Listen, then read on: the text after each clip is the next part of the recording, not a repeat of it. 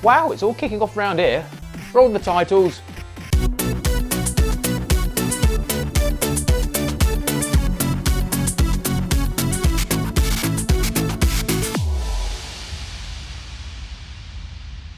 So here I am on the set of Double Dragon, and today we're going to be looking at 22 versions of Double Dragon. Now 3 of them are strictly not called Double Dragon, but I'm including them anyway, and one of them is a knockoff. So join me as we delve into the arcade version of Double Dragon to kick things off. Well, straight away things aren't pleasant here. Yes, that's a beaten woman being carried off by thugs with a not at all gratuitous view of her underwear. Her hemline's high, the villain's ethics are low, and you are just a few seconds too late for an instant rescue. And you, as Billy, are all on your lonesome. Oh, wait a minute, it has a 2-player option. Another player can jump in from the start or at any time in the game to play as your twin brother Jimmy, assisting you on your quest to help the lady in red. From the very start, there's a lot to take in. This game was created in Japan, and the landscape is a charming if baffling take on Western culture. First off, it seems you live in a garage with a red sports car. I have no idea why the word matin is above the garage. Most of us know it as the French word for morning, but that offers no explanation why it is there. Then next to your garage abode is what many people assume is English tier, like some kind of goth band. Actually, if you look carefully, you'll note, by mere pixels, that it's English tea R. So it's got to be an English tea room. Oh yes, this may be a violent, scum-infested hellhole, but there's still the opportunity to sip from a cup of Earl Grey sitting on a paper doily. Then there are those wanted posters, which really shoehorn in some foreshadowing. This girl in the magenta catsuit looks every inch the disco diva, but she's here to kick your head in. Her name's Linda, and you can beat her quite easily. Beating a woman up does feel rather uncomfortable, unless you're the writer of the IT crowd. Best of all the crazy skewed English things cropping up in level 1 is the Volkswagen Beetle billboard. Scoop, moto, I have no idea how those 2 words are going to persuade anyone to buy a car. Then at the end of level 1, there seems to be a cameo from Top Cat. Look at this somewhat oversized feline resting on the dustbin. The proportions of it, it's freaking huge. And then there's all the chaos going around it, and it's still asleep. That's what I call hardcore catting, well done.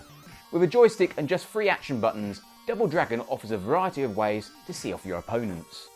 My favourite is the elbow move, a satisfying crunch in the face when pressing the jump and punch buttons together.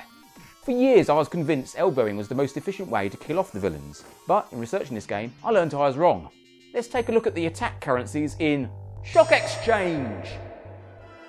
We're going to use minor character Williams, yes that's his name, as a human barometer. He's the one in the white vest. It takes 4 elbows to finish him off. But when he's using the kick button, it's a mere 3 kicks to kill him. A double nudge of the joystick left or right delivers a headbutt, and it takes 6 of them to kill Williams. Flying kicks look really impressive, but it takes 6 of them to kill. It's a similar case for special kicks, also taking 6 to kill. Throwing is more effective, it takes 3 of them to terminate your enemy. If you can get kneeing your opponent in the face, it's great, it takes 2 of those to take him out. Best of all is the punch button on its own. Just 2 punches sorts it all out. Over to the weapons, which you think would be serious business, but it takes 6 swipes of the baseball bat to take out Williams. The whip belongs to Linda, the only female enemy. It's not particularly good, as it takes 6 whippings to kill Williams. We've learnt baseball bats and whips are pretty poor, but what about the barrels? Well, it takes just 3 barrel attacks to kill, so these things are a hell of a lot better. The cardboard box is the weirdest anomaly out of all the weapons. It sounds like it's empty whenever it hits something, yet it only takes 2 hits from it to kill Williams. Yes, in the world of Double Dragon, a cardboard box is 3 times as lethal as a baseball bat. It makes no sense at all. 2 knives thrown at Williams ensure that he meets his maker. Thank you very much. And these great big boulders, you have to throw them 4 times to kill off Williams. That's right, a cardboard box is equal to a knife, but a giant boulder is half of that. Here's a quick summary of all the attacks. Ah! 2 of these to kill. Ugh! 3 of these to kill. Oof! 4 of these to kill. Ow! 6 of these to kill. Another thing Double Dragon can open your eyes to, if you've never seen a Roadrunner cartoon, is the comedic potential of dynamite. Drawing your enemies to the explosions they instigated will always be hilarious. The first stick of TNT can be seen at the start of level 2, and you don't even have to move for the first 8 seconds. This unwitting schmuck meets a self-inflicted demise quicker than a working-class Tory voter. A bit of skillful manoeuvring is needed for others. Another funny thing you can do is lure baddies to their death in that great big hole. Look, it amuses me, okay? But how did we get here? Well, Double Dragon isn't the first scrolling beat-em-up in the arcades. Correct me if I'm wrong, but I believe in 1984, Kung Fu Master grabbed that title.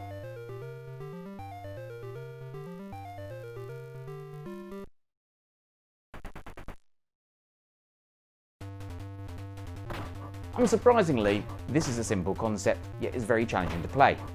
As it's primitive, the main wave of enemies is just a bunch of clones. Oh, and you can't wander up and down. You're pretty much confined to left and right movement as if you're on rails. 2 years later, Technos Japan introduced an improved take on the concept with, and excuse my dodgy pronunciation, Neketsu Koho Kunio-kun. Did I get that right? You play a hot-headed high school student skilled in martial arts, taking on bullies who have beaten up your friend. Now if this Japan game looks and sounds familiar to you, that's because it got retooled for us Westerners as Renegade.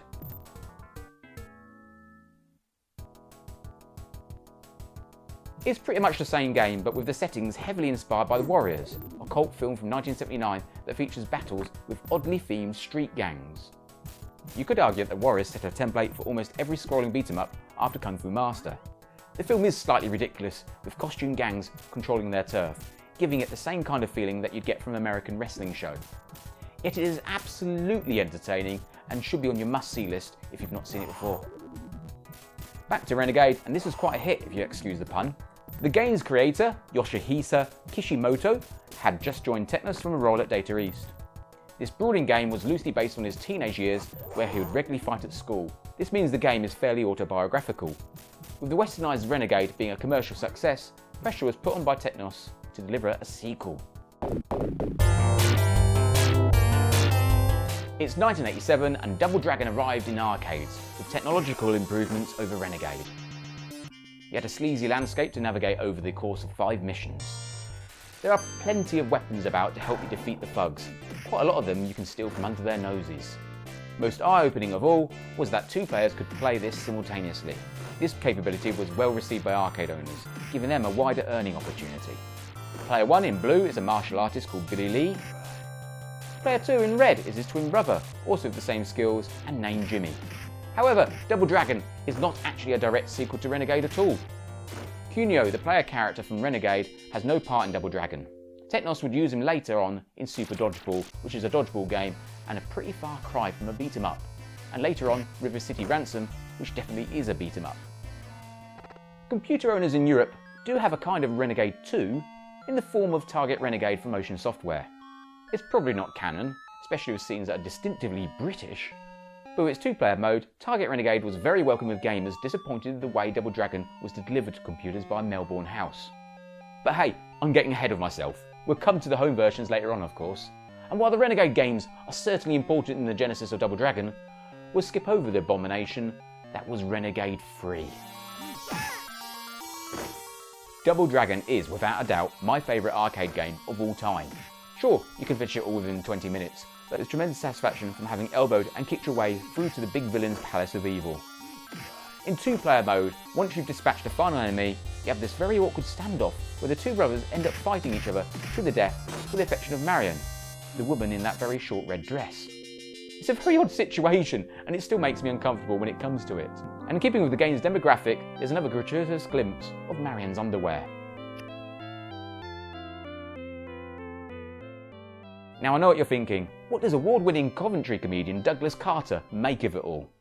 Right, so when I was a kid, I was kind of mad on Double Dragon. I can remember going up to the club with my parents, my dad giving me 2 or 3 quid, going into the bar, getting it changed into 10p's and lining them all up on the machine, ready for when you got battered, and then quickly getting the next 10p in so you could carry on where you were. I don't think I ever managed to complete the game. I kept getting battered by, I think his name was Abojo. But now I've got one of these Raspberry Pi things, so I'm reliving my youth. I've got my lad down here occasionally playing it, and he's got one of these Xbox One things, and to see him playing a game that I played in the 80s and loving it, just makes me see that it stood the test of time, I guess. I agree with Doug. The actual name of those big steroid-using villain characters he was battered by is a Bobo. There are various Bobos in the game with varying skin colours. Some versions come with a Mohican, which reminds me of Mr. T from the A-Team. Most curious of all is the loner Bobo up in the mountain lair, who's entirely green. I can explain everything about this game except for the presence of Greener Bobo. How did he get like that? Well, Bearcat tracked down the guy who played Greener Bobo, and he's given us a world-exclusive interview about what he's been up to since his time in Double Dragon. Yeah, it's a mid-80s job, played a Greener Bobo. That's what I'm most famous for. People do stop me in the street for all that. Yeah, it's a tough thing to do, being on those rocks all the time. Really lonely up there. Yeah, I do look a bit different now, because don't do the steroids anymore. And that's why I was kicked out of Double Dragon. It's a bit of a shame, really. Being unemployed for the past 3 decades, it really is a drain on your soul. The going really gets tough and has been difficult. But I do have a financial plan for this year. It's going to make me millions. I am going to be a multi-millionaire, quite easily. So what it is, right, let me put it to you. How many people do you see down the street who are as green as this? I don't mean people coming out of Wetherspoons. This is a unique selling point. This is my intellectual property, this greenness. I'm going to start this big lawsuit against other people using greenness. Copyright infringement. So all these people, if you're on this list, beware. I'm going to sue you, and I am going to win. It has been bleak since Double Dragon ended, but out of that, a long-term romance happened, and I'm still with her today. Yeah! What a smashing couple! Like many arcade hits, Double Dragon did spawn some sequels, but they really were a case of diminishing returns. Double Dragon 2 The Revenge was brought to the arcades in 1988, and it gives you a feeling of Deja Vu. Kidnapping Marianne? That's so 1987. Let's just kill her in cold blood instead. And as you can see, things feel very familiar here. Sure, it's not exactly the same, there are some new tricks from the villains, and the control system has changed to be like Renegade, where you have dedicated attack buttons for left and right directions. But this is certainly no improvement. It seems to have been made in a rush, because as you can see, this is a reskinning of the original level 1. And it continues over into level 2. It's all just new set dressing and a costume change for the cast. Just how bereft of ideas are they? Level 3 starts off almost identical to the original game. The difficulty level is higher, but that's mainly because the control system is rather poor. And when you get to the Palace of Evil and defeat the big bad boss, there's at least something of an innovation in that you have to deck your spooky doppelganger. It takes a lot of attacking to defeat your creepy clone. It took me nearly 5 minutes, and that's with the luxury of infinite coins on emulation. Double Dragon 2 is as dodgy as those mullets. Avoid. Predictably, I'm going to take a brief look at the next follow-up.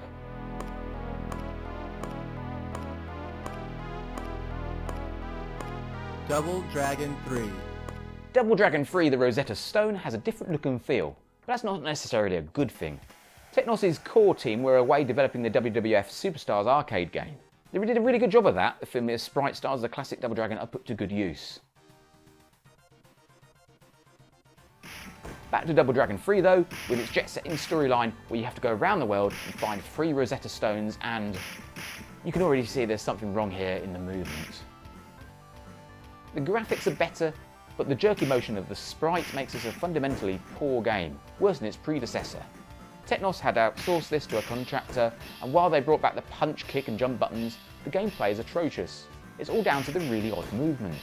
Oh, and there's a rather awful attempt at innovation. In what can be seen as a taster for today's downloadable content, there are opportunities for the player to buy power-ups by inserting more coins. That's a really dreadful move and went down like a cup of cold sick.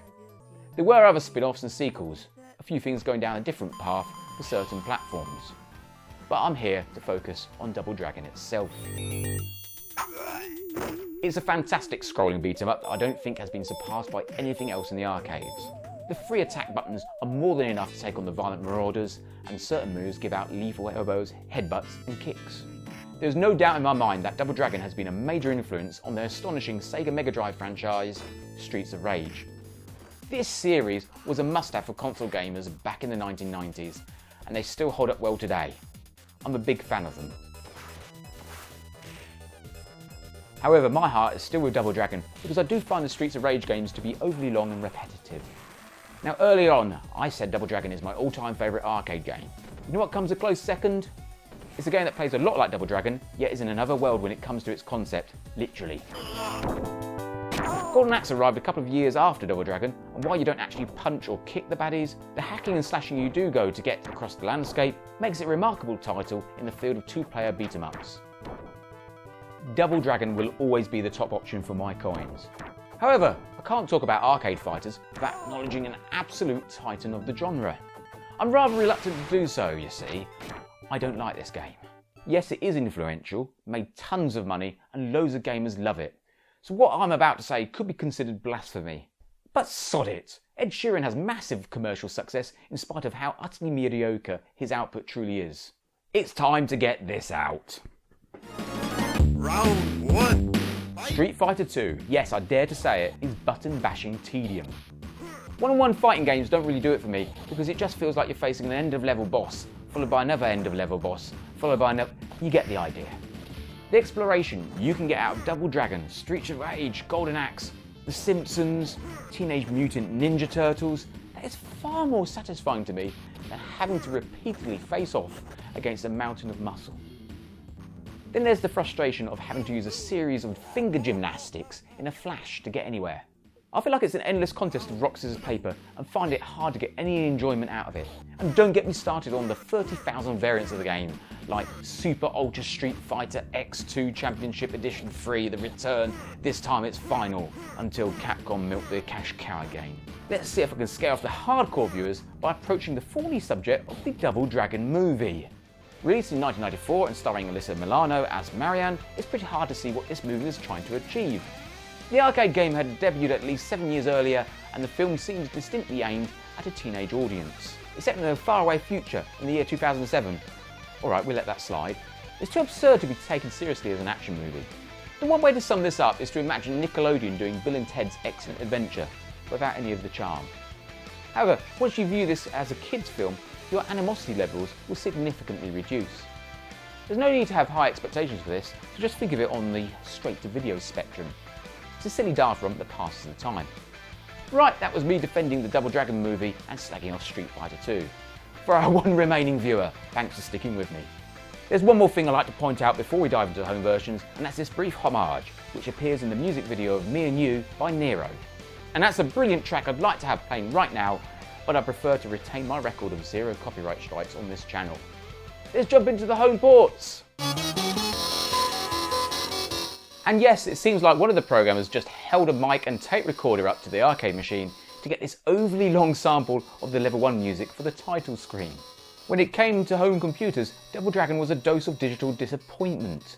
The Mastertronic-owned Melbourne House had the license, much to the chagrin of Ocean, who had bid for it. Assigned to the development was Binary Design Limited, whose name usually cropped up in the credits for 8-bit budget titles from Mastertronic. Let's start the game, and well, things are surprisingly quiet. It's rather strange that the Atari ST, a 16-bit platform, has made no attempt to get the music into the actual game. There's also something a bit off with those sprites. They really don't look that intimidating, especially those curvy chests jutting out like they're practicing swimsuit modelling. The backgrounds aren't too bad, quite faithful to the arcade version, but the sprites make the whole thing feel like a public domain tribute to the game. One of the drawbacks of playing on an old computer from the 80s and 90s is that they don't tend to have more than one action button. Many arcade conversions just cram various actions into the limited joystick fire button moves, and you just kind of got on with it. It's no exception here on the ST. You can do pretty much every move from the arcade. It's just accompanied by some very strange thudding sounds. While this effort falls short of the machine's potential, it's a fairly faithful rendering of the arcade original. It's rather let down by the strange sounds and dodgy graphics, which as you can see here, are doing no favours of poor Marianne, who looks like a monkey in a dress. Here's the obligatory display of underwear, you perverts, and we're off to the ST's bitter rival. It's the Commodore Amiga version, and yeah, It looks almost exactly like the ST version. It plays identically to it, and it sounds just the same. So this is a port of the ST game, or is the ST game a port of this? I suppose it's one of those two, or maybe they were developed simultaneously. It doesn't really matter though, the differences are negligible. You get the same game. Same long-faced girlfriend, and the same panties, you perverts. Moving over to the 8-bits now, starting with the Amshad Cpc, and this appears to be derived from the 16-bit version. It plays a lot slower, and as you can see here, there have been some visual sacrifices because of the technology. Billy looks like a 1980s Boris Johnson. The palette is heavily saturated compared to the Atari ST and Amiga, but it's quite fitting as the arcade game is similar.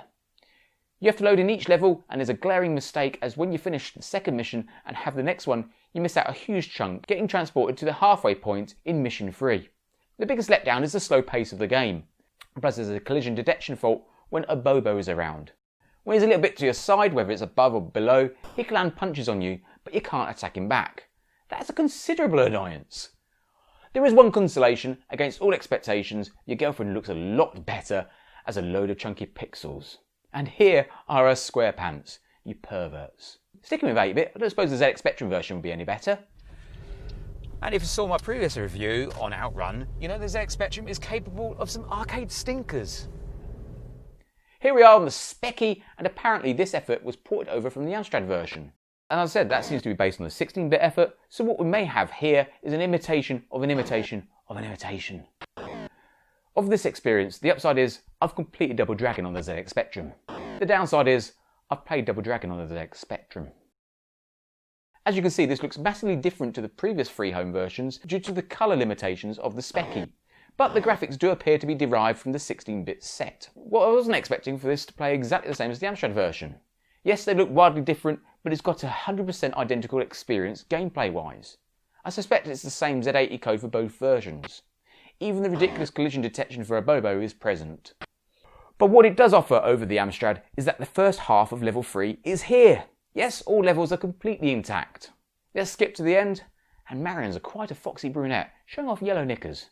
You perverts. To be quite honest, Melbourne House have made a dismal dog's dinner out of the deliciously dangerous Double Dragon. I remember playing my mate's copy of this on the Spectrum, and I didn't get past level 2. Not because I was bad at it, it was just so awful, so far away from the arcade game I loved, that I didn't want to play it anymore. Thankfully for Spectrum owners, we already got the pinnacle of 2-player beat-em-up action with optional weapons in the form of Target Renegade. Yes, this is the sequel to Renegade, and it's astonishingly good. Here's the odd thing, it never appeared in the arcades, only on the free major 8-bit computers and the Nintendo Entertainment System. You see, Imagine Software's owner, Ocean, got the official license to produce home versions of Renegade, and there was a clause that allowed them to make exclusive sequels for computers and consoles. Ocean had been desperate to get their hands on the Double Dragon license. They always seem to get the lion's share of the big hit arcade games, with the rest usually going to US Gold, Activision or Elite. It's a big surprise to see Melbourne House acquire Double Dragon. I don't see it as a coincidence that Imagine conjured up a 2-player mode for this Renegade sequel and gave it a wider playing area. It really is a surrogate Double Dragon. Oh, and there's a remake of Double Dragon for the ZX Spectrum being put together a few years ago by Dean Swain of Retro Asylum, with coding duties by Ocean's very own Jim Bagley. I got to speak to Jim about it last October at Play Expo Blackpool. There was supposed to be a remake of Double Dragon on the Spectrum a few years ago, and the update says if that will ever become visible. I'll possibly finish it off once I've finished up with getting the Spectrum Next out there, and then... Spectrum Next is a bit of a priority, I imagine, slightly. But yeah. Unquestionably, 8-bit users have got a turkey on their hands with the official Double Dragon, but the brilliance of Target Renegade makes up for it. Well, unless you're a Commodore 64 owner, because both games suck on that system, as we'll see later. Come to think of it, let's get out of this rut where I'm looking at 8-bit computer versions which suck. Let's throw in an icebreaker, something really out of left field.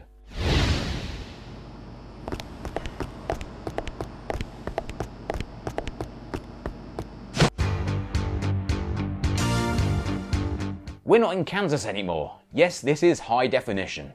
Okay, I've broken the rule because this is not retro. Or is it? My view is that any platform from the current generation, it's only 2020 when I'm recording this, so I mean PlayStation 4, Xbox One and Nintendo Switch, they obviously cannot be considered retro. Nor can the previous generation, you know, Xbox 360, PlayStation 3. And yes, this is PlayStation 3. Sorry. But later this year, we should see the PlayStation 5 on the shelves, and so this would fit my definition of retro. Back to the game then. This is and isn't Double Dragon. It's Double Dragon Neon, a gaudy looking reimagining of the classic game that deliberately camps it up. It's saturated in 1980s visuals and the playing area loosely fits the original version. Each character has been turned into a kitsch parody of itself. To see Double Dragon looking like this would be like showing a modern day Batman fan an episode of the 1960s TV series starring Adam West. It's over the top and very silly, and I see that as a really good thing. The end result is a Streets of Rage pantomime. Yes, I acknowledge everything you're seeing and hearing can hardly be considered to be truly retro gaming, and yes, the control system takes in way more than a joystick with 3 buttons, but this is the nuts. It's not just for a PS3, it came out on the Xbox 360, and you lot of PCs can still buy it on Steam. Yes, it's not Double Dragon by name, what with Neon being thrown into the title, deservedly so. Maybe I shouldn't have included it, but I do feel it's in the Double Dragon canon, even if it comes across like a Rent-A-Ghost version. Alright, moving back to familiar waters. We're in the days before Microsoft Windows, and this is how PC owners got their Double Dragon fix. The publisher appears to have put this together from the Amiga and Atari ST efforts. It plays extremely similar. It's trying to look the same too, although this is the best it can look. It's the Cga Mode with just 16 different on-screen colours. Now, despite this being derived from the Amiga and ST, I've not been able to complete this, and I think it's because of a downside from emulation. I strongly suspect my emulator is serving this up rather too fast. I'm not used to Double Dragon at this tempo, and despite having 5 credits, I've struggled with the shifting blocks in the palace. It's pretty lethal. If your PC's graphics card wasn't up to this standard, you'd get the Cga Mode, which is even more displeasing to the eye. The first 2 levels are delivered in magenta and cyan, 3 and 4 come out in red, yellow and green, which makes it feel like you're on a BBC Micro. The publisher here is Arcadia, a short-lived and disastrous venture from Melbourne House's owner, Mastertronic. That does at least explain how this version uses a lot of assets from Melbourne House's efforts. I did get a bit further in the Evil Palace, shown here in magenta, but clearly didn't do well enough to report on the state of Marion's underwear. Sorry, you perverts. When it comes to getting visuals as accurate as possible, you have to give telegames some respect. Working with the rather limited Atari links, they've squeezed what they can from the arcade version into this handheld device. While the palette isn't as rich and the frame rate not as smooth, a credible effort has been put in to port over the arcade graphics. It's a bit claustrophobic in this restricted resolution, and some compromises have been made on the amount of enemies. The biggest upset is how they've cut corners on the playing area. There's no pit in the factory to throw the baddies into. The factory is also lacking the conveyor belt area. They've just thrown in another abobo to give it another end-of-level feel. After that, you're straight into the rural area, battling it out over that familiar broken bridge. There's something odd going on with the knife combat. Rather than taking you to that beautiful sunset or giving you the opportunity to throw rocks at a couple of abobos, telegames have just decided to throw in another broken bridge with the rather misplaced green abobo at the end of it. From there, you're straight into Willy's Palace. I don't need to worry about those shifting blocks killing me because they're not there. Well, there's no getting away from it. It's a really cut down version of the arcade classic, but I tell you what, it's a lot more fun to play than any of the Melbourne House versions. Speaking of which, we've got to return to those and let's get the worst out of the way. Is it really a good omen if the first thing out of the box is an apology? Dear games player, during our Herculean task of cramming as many as possible of the multitude of animation and graphic elements that make up the arcade game into the Commodore 64, we were faced with a problem. To get both 1 and 2 player options and to achieve the authentic feel of 2 players simultaneous action simply took more memory than we have available. But we knew how disappointed you would be if the game didn't have the same 2 player mode the arcade game you know and love. So we came up with a memory saving solution.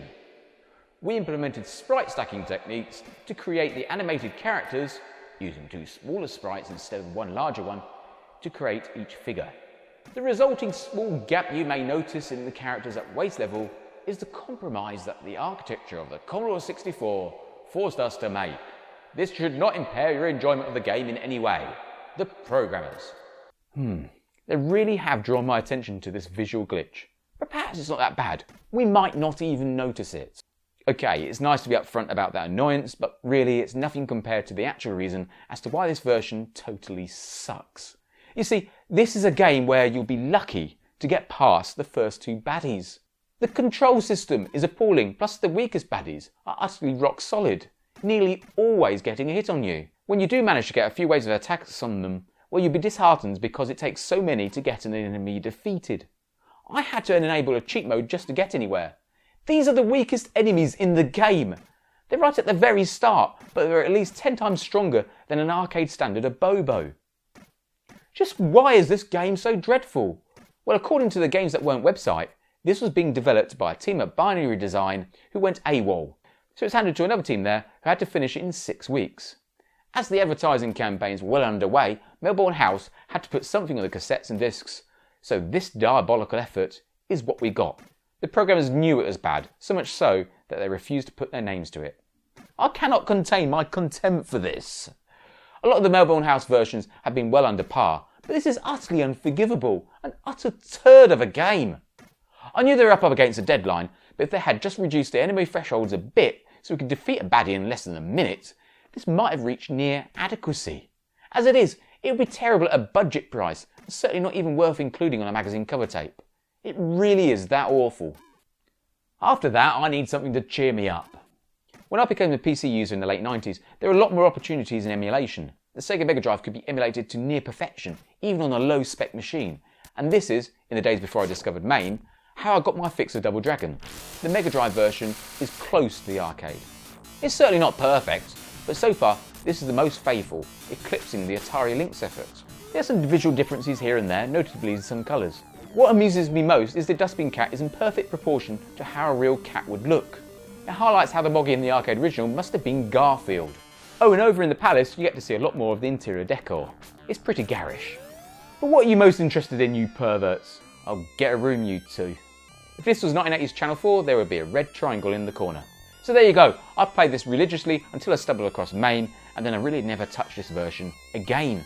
At one of my regular retro gaming nights that I hold in pubs in my hometown, I brought along a Sega Mega Drive and invited my friends Richard and Ruth to give Double Dragon a go before the event kicked off.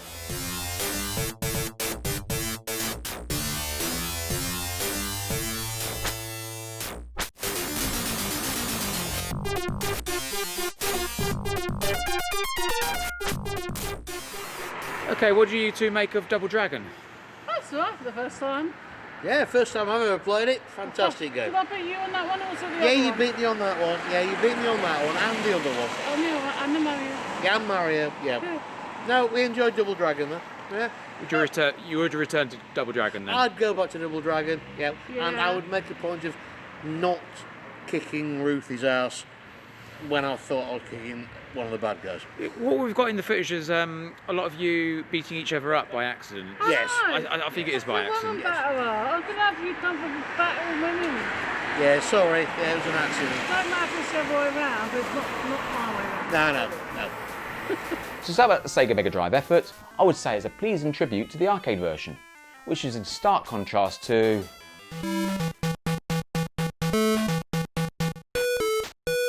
the Atari 2600 version. Really, I'm baffled as to why Activision thought they could get this arcade hit into an ancient console that dates all the way back to 1977 and was mainly used for Pong-style games. This was put out in 1989 and it stands absolutely no chance of giving you the Double Dragon experience. It only barely looks like the game. Don't expect a detailed city, you can only navigate the playing area in a series of flip screens, each loaded with 2 enemy sprites. It's also really tricky to defeat the baddies, even if you get the knife, which looks like a white stick. I had to turn on autofire just to get off the first screen. The odds are stacked heavily against the player. With these rock-hard baddies, the diabolical control system and dismal graphics, you may very well be reminded of the Commodore 64 version. Well, as poor as this effort is, I think it just edges its way above the Commodore 64, very marginally. This could be a case of Deja Vu, an Amshad conversion of Double Dragon by Binary Design. Haven't I been here before? Well, no, not this version, which was targeted at the 6128 version of the CPC. It's a 128K game that won't fit on your standard 464. It was marketed and distributed over Central Europe. And let's jump in, and there's a rich array of colours compared to the former Amstrad version. I'm not quite a fan of this, as the action does tend to get lost in this. It's almost like camouflage for the sprites. And of course, there's the AY music, making it a lot more than just the sound effects you got in the previous version. It's very good, a nice original tune, but it's certainly nothing to do with Double Dragon. Anyway, let's get down to the nitty gritty. Is this a decent playable game? The answer is yes. It's not brilliant, but it's significantly better than what went before.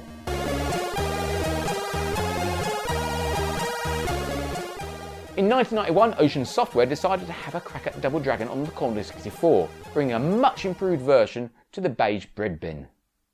After all, the Melbourne House version from earlier was a horrific travesty. This game is quite rare as it came out on cartridge. The version I'm playing here has been modified by Scene Hackers 6R6/Nostalgia, so that it's a floppy disk image, which means you get a bit of loading interrupting gameplay. At the start, there's a binary option to choose music or sound effects. Sadly, you can't have both. And this explanation screen, depicting Marianne as some kind of Aryan soft rock goddess, is to cover up the fact that the developers in Magitech haven't got much room in sprite memory, as we'll see when the game kicks off. And there's some of that disk loading which wouldn't have happened on the original. It's a tricky one to control. There are 2 fire buttons, but as most 64 users only have one on their joysticks, this game lets you use the spacebar for the second fire button, which is primarily meant for jumps and jumping attacks. The rejigging of the game map, along with the slow-paced gameplay, makes everything longer than usual. It takes an age to defeat even the weakest of enemies. There's hardly any diversity in enemies, as the sprites I've come across have been exclusively white and male, almost like a Question Time audience. And here's a weird anomaly. I've struggled against the rank and file enemies, yet when I come to a Bobo, who's meant to be a brick outhouse, I'm absolutely at ease just kicking the crap out of him repeatedly. Look, he's not laid a finger on me, and he's supposed to be one of the toughest, nastiest villains in the game. I'm effortlessly decking him. Let's jump over to a recording where I played it on sound effects. There's a distinct lack of Dustbin Cat, but of course the most disappointing thing is the gameplay. While a massive leap forward over the Melbourne House effort we saw earlier, this is still utterly lamentable. Now, as a bunch of scene hackers presented this disk image, they threw in a bunch of cheats. My rule is not to turn them on, and to play as naturally as I can. I only resort to cheats if the game is interesting enough that I want to see more. Well, I can say I won't be turning the cheats on. This is utter dreck. By all accounts, just avoid the Commodore versions. Moving to the MSX, this is another 8-bit platform where you had a couple of choices when it came to Double Dragon. There was a knockoff pirate version and an official version. I'm looking at the official one here. Converted by Spanish developers Zortrapper, this is a blatant rip of the ZX Spectrum version. Like most Spectrum ports to the MSX, it goes a little slower than the Speccy original. As I don't rate the Speccy game that highly, and this is objectively inferior, I can't really give it an outpouring of praise. Apart from the font and that odd shade of blue, it's identical to the ZX Spectrum, just noticeably slower. Every time someone jumps, it's as if Double Dragon takes place on the moon. Ha! Double Dragon in space. Imagine that. Well, that actually did happen over on the Super Nintendo. This is Battletoads and Double Dragon, a crossover game that brings in our street-fighting twin brothers in with the Battletoads franchise created by Rare. I didn't bring this up earlier in this video, as there really is a plethora of Double Dragon sequels that can be summed up as diminishing returns, which this effort certainly fits into. Although it's officially licensed, Technos had nothing to do with its development, which was done entirely by Rare. It also came out on other platforms such as the Sega Mega Drive. It does not feel like a Double Dragon game at all to me, and so I'll return you to the MSX's official version. Yeah, not much else can be said about this, and so we move over to the other MSX, Double Dragon. Zemana was a South Korean software house that cared for copyright laws in much the same manner that a Kieran Hawken book cares about accuracy. They thrived in making knockoff games of famous arcade titles. Sometimes they fudge the name a little bit, but not in this case. Anyway, into the game, and it's definitely not a Spectrum port. But that doesn't mean it's any good. I don't know where they got that non-canon soundtrack from, but that's the least of the flaws here. The game has a very narrow range of bad guys, and the gameplay is somewhat lacking. The collision detection is diabolical. One of the biggest concerns is with the weapon feature. As soon as you pick up this knife, your character throws it immediately. The whole thing is rather lamentable, making me prefer the official version. The distinct lack of different villains means we're denied of Bobos and Lindas. We just face an army of these blokes. Overall, this is a bit like a Game & Watch LCD game. It's not the worst Double Dragon, but it's certainly not worth your time. Avoid. Now over to the 8-bit consoles, and here on the Sega Master System, I'm going to treat you to the Muppet Babies version of Double Dragon. Look at these tiny sprites which feel overwhelmed in this spacious environment. As you can see, it's quite easy to point out what they've got wrong here, but the action goes along quite nicely. Like most things on the Sega Master System, it's a 2-button basher, and it's actually reasonable. Yes, it's certainly no replacement for the real Double Dragon, but it's an entertaining interlude nonetheless. They could make do with a few more weapons in it, but what you have here is something you'd expect of this platform. As for Marion's underwear situation, sorry perverts, this is as far as I got. Also continuing the tiny cute sprites on the 8-bit consoles, the Nintendo Entertainment System version is here. Another 2-button basher that plays pretty similar to the Master System. But here's where it goes mad. This version really does divert away from the arcade originals map in a severe way. Now, I don't need to tell you that the NES was huge in North America and barely made ripples here in Europe. What I do need to point out is the Double Dragon arcade machine wasn't a big deal in the States. And this has led to the situation where a lot of American gamers view this rather off-piste take on Double Dragon as though it's properly canon. Sadly, this rewriting of history means that the recent attempt to make a Double Dragon 4 for modern consoles and the PC has spawned a game that is exactly like the NES version, just with new levels and baddies. That's an utter travesty, but at least it's got a panning in most of the reviews. Guys, the arcade is definitive and you're nowhere near topping it. Back to the NES version, and it's a disappointing and confusing remix of the arcade original. This is not Double Dragon to me. It's like they're taking that world of Double Dragon, added some new shit in there and stuck it in a blender. I'm all for entertaining rewrites that retain the essence of the original, but this is not it. Oh, and a quick mention to the alternative mode, where you can have a one-on-one fighting duel. It still doesn't give this game a glowing reputation in my eyes. Going up a notch, we're into the 16-bit consoles. This is the Super Nintendo and they're running with that super prefix, giving us Super Double Dragon. I don't think this is a good omen. Anyway, let's dive in. Oh look, it's become Streets of Rage. Either that or the Visiting Southend Seafront. Now this isn't a bad game. It's got free action buttons and there's a lot of beating up to do. However, it's not really Double Dragon, more like some bizarre sequel. And strangely enough, the developers are Technos, so this is properly canon, but it certainly doesn't feel like it. Come on Technos, we know what market you're going for here. There's no getting away from it, this is trying to get a bit of the Streets of Rage dollar. I have to concede, it's not a stinker, it's a pretty alright game if you forget about Double Dragon. It's certainly a vast improvement on what the Nintendo Entertainment System served up. Yet if you've ever played the brilliance that is the Streets of Rage series, you're going to see this as a weak imitation. I like it, but I've seen a lot better. Heading back to the 8-bit consoles, and I'm assuming the Atari 7800 offers a better experience than the Atari 2600. Of course it will, it's technically superior. However, don't get too excited.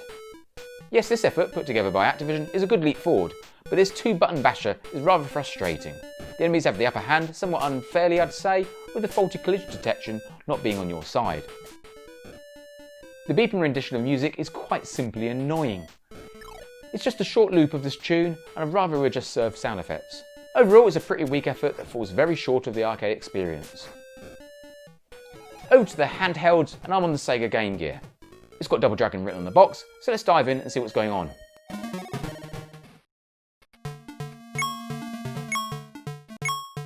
What the hell is this? I mean, yeah, the original Double Dragon wasn't exactly set in luscious surroundings, but this is truly bleak. Like, Luton bleak.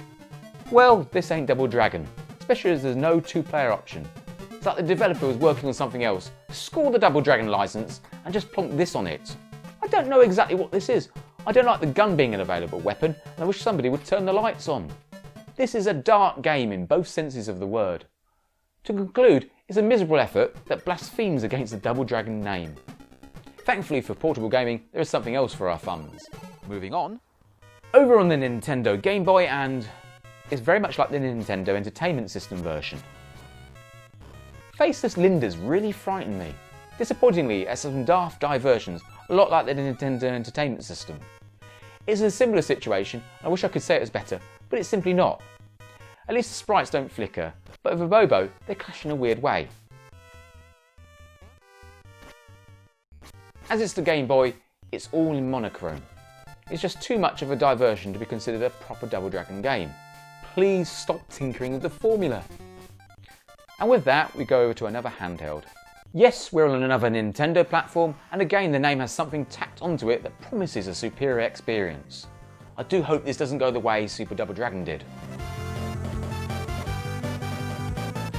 Straight away we can see an overblown plot device and a restyling of the main characters. I'm not feeling good about this.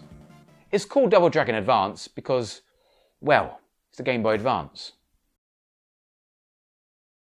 Let's jump in, and things are looking very familiar, if somewhat retooled. Now the colour palette might be a tad muted, but that doesn't matter, I'm having great fun here.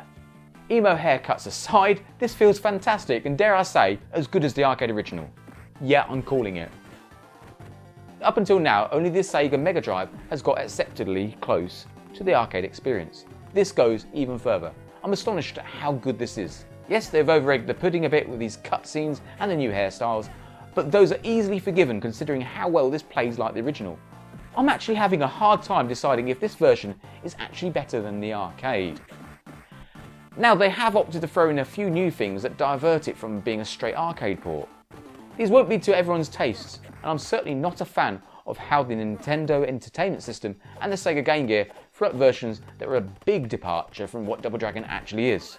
The Eagle-eyed fans have probably spotted a few more baddies than usual, and this gets really apparent at the end of level 2 with the Afrodo Bobo, followed by these brutal businessmen. I don't have a problem with this. These alternative baddies, if we could call them that, deserve a spot here, unlike the terrible reskinning of everything we had in the arcade's Double Dragon 2. And where we'd begin level 3, we have quite a diversion as we face a very tough boss, guarded by several Lindas in different coloured catsuits. It does get a bit silly with the boss evaporating to thin air and reassembling, but I'm grateful for this challenge. And it's certainly not the last diversion we'll see. The next level is something completely new to our eyes. It does feel like something out of Target Renegade, and that's no bad thing. We're in Chinatown, we've got nunchucks, and it's a brilliantly welcome new level for Double Dragon players. Possibly inspired by Bad Dudes vs Dragon Ninja, there's a mission where you're fighting the bad guys on a speeding truck. I love everything about this. It's not taking Double Dragon away from me, it's simply giving me more Double Dragon, all staying within the boundaries of gameplay that were established by the arcade original. You don't need to worry too much about the diversions, as you soon get back to the original areas. It's just that you get a lot more baddies, new weapons, and little spins on things here and there. I know it won't be everybody's cup of tea, but I love these new levels. They're done in a way that fits the narrative. Essentially, what you end up with is over twice the playing area of the original. Yes, it's tougher, but the amount of optional credits given this version means a seasoned player can easily finish it. And rather sensibly, it spares us from Marion's knickers. At the time, this was developed closely with the Double Dragon copyright holders. They've served us very well indeed with this offering, and it's amazing to think the best alternative to the arcade is on a handheld. Try this, you cannot be disappointed with it.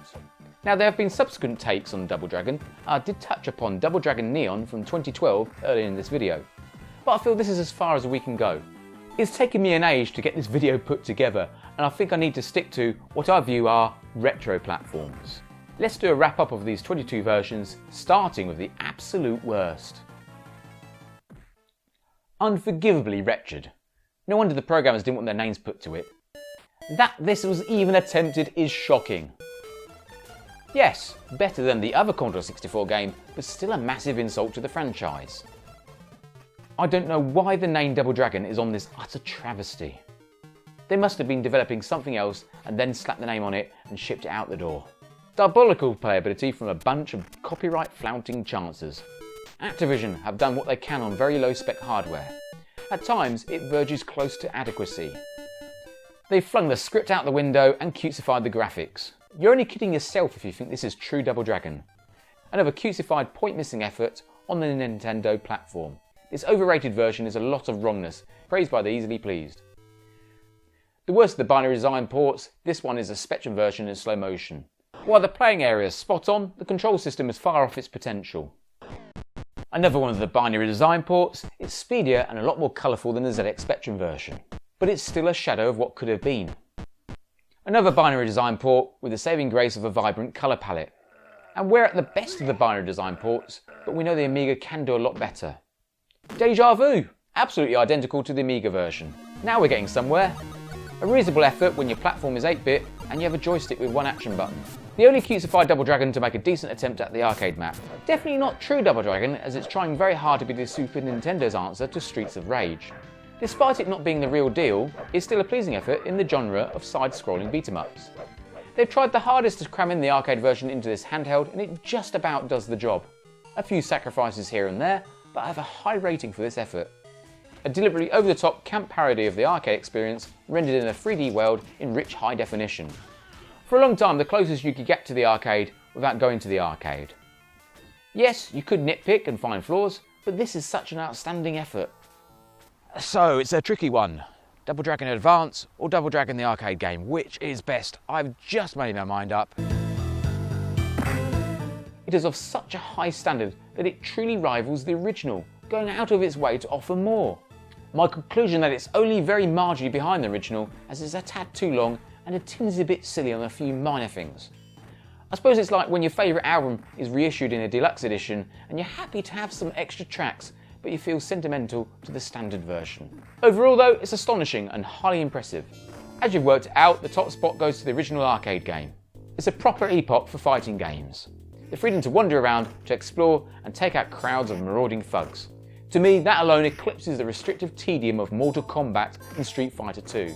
I have never played a better game in the arcades. And I think it's time to hand over to the gaming muso in Blackpool with his tribute.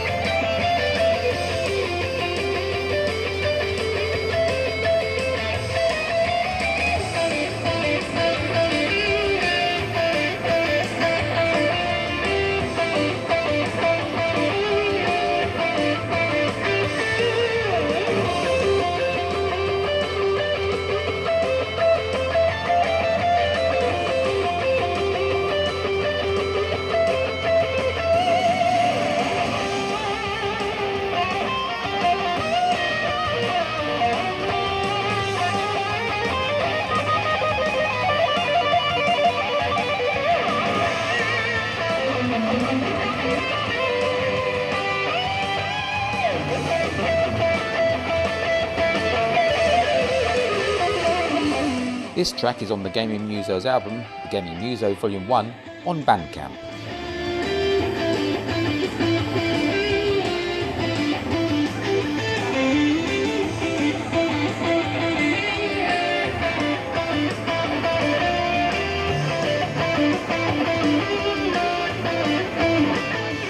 In the next review, I'll be moping around a medieval village to look at a £2 Mastertronic game. Join me there. And remember, Reheated Pixels has other videos, but they don't always feature a baddie in a magenta catsuit. Happy viewing.